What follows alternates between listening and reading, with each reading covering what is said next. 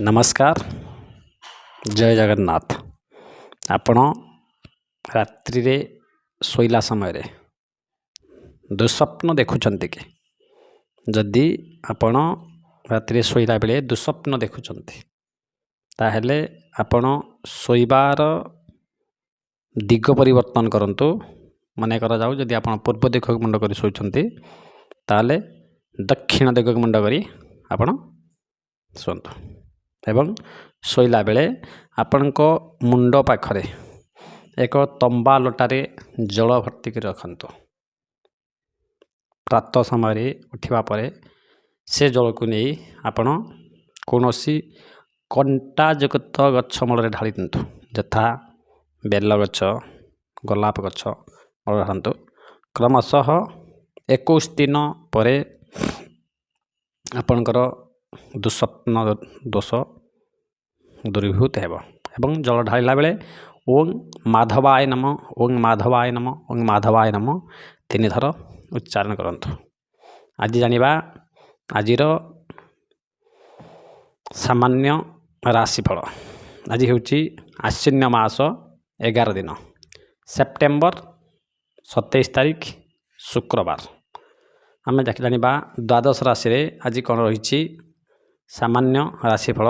प्रथम राशि मेष राशि। मेष राशि व्यक्ति विशेष मान दुसंवाद योग आज अच्छी। वृष राशि रे प्रतिष्ठा योग अच्छी, मान सम्मान वृद्धि योग अच्छी। तृतीय राशि मिथुन राशि। मिथुन राशि व्यक्ति विशेष मान व्याकुलता योग। कर्कट राशि व्यक्ति विशेष मान सुसम्मान बा सुख सम्मान योग आज अच्छी। सिंह राशि व्यक्ति विशेष मान आज दिन टी व्ययबहुल योग रोचे। षष्ठ नंबर राशि कन्या राशि।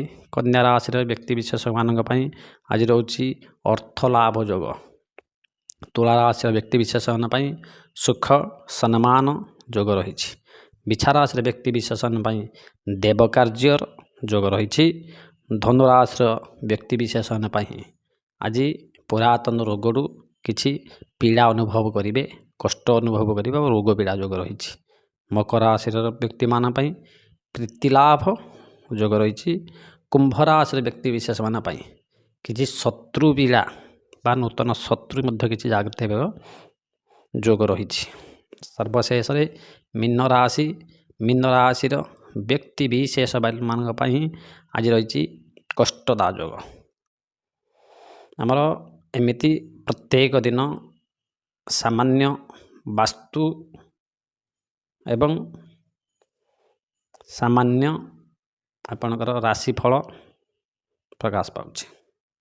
जदि आपण मानकर ए चैनल भल लागु थाए ताहले चैनल को सब्सक्राइब करिवे, अपन प्रिय बंधुजन मानक मध्य शेयर करिवे, कमेंट माध्यम रे जणैबे आपन केमिति लागला।